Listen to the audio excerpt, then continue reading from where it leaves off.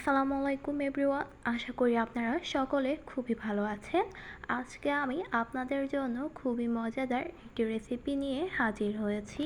আজকে আমি আপনাদেরকে তৈরি করে দেখাবো ডিমের মালাইকারি। এই মালাইকারি তৈরি করা খুবই সহজ এবং খেতেও দারুণ মজার। তাহলে চলুন দেখে নিই কীভাবে তৈরি করতে হয় ডিমের মালাইকারি। প্রথমে আমি এখানে 4টি ডিম সিদ্ধ করে নিয়েছি। এখন আমি ডিমগুলো ছুরি দিয়ে কেটে মাঝখান দিয়ে দুভাগ করে নেব।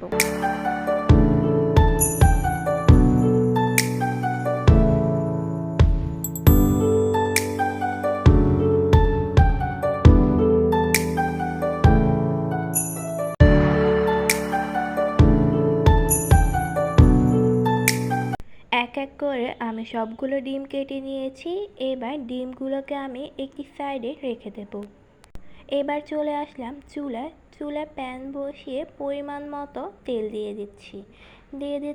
2 টেবিল চামচ পরিমাণ পেঁয়াজ বাটা, দিয়ে দিচ্ছি 2 টেবিল চামচ পরিমাণ আদা বাটা ও রসুন বাটা।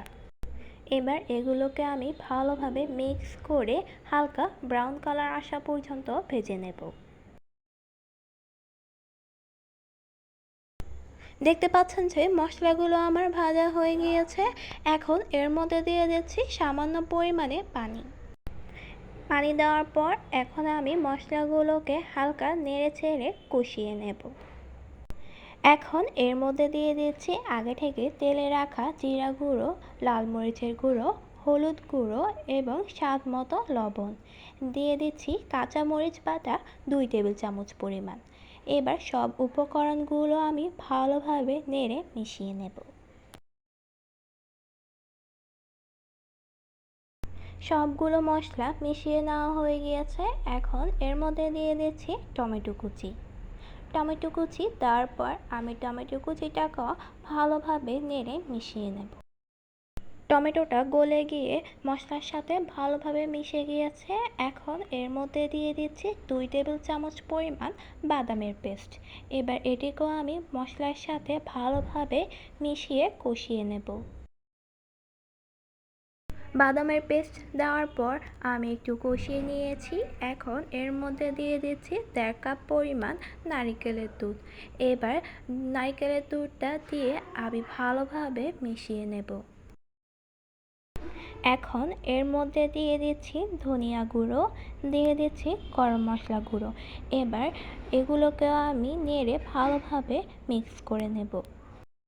সব মশলাগুলো কষিয়ে নেওয়ার পর আমি এক এক করে ডিমগুলো দিয়ে দিচ্ছি। ডিমগুলো দেওয়া হয়ে গিয়েছে। এখন আমি ডিমগুলোকে উল্টে পাল্টে কিছুক্ষণ রান্না করে নেব। ডিমগুলো আমার ভালোভাবে রান্না করা হয়ে গিয়েছে। এখন এর উপর দিয়ে দিচ্ছি ধনিয়া কুচি দেওয়ার পর আমি একটু সামান্য পরিমাণে ডিমগুলো নেড়ে দিচ্ছি। ডিমের মালাইকারি আমার একদম তৈরি হয়ে গিয়েছে। এবার আমি এটিকে চুলা থেকে নামিয়ে আপনাদেরকে পরিবেশন করে দেখাচ্ছি। দেখতে পাচ্ছেন যে কতটা লোভনীয় হয়েছে। আশা করছি আজকের এই রেসিপিটা আপনাদের সকলের কাছে খুবই ভালো লাগবে। ভালো লাগলে লাইক এবং সাবস্ক্রাইব করে পাশে থাকবেন। আজকের মতো এখানেই বিদায় নিচ্ছি। আল্লাহ হাফিজ।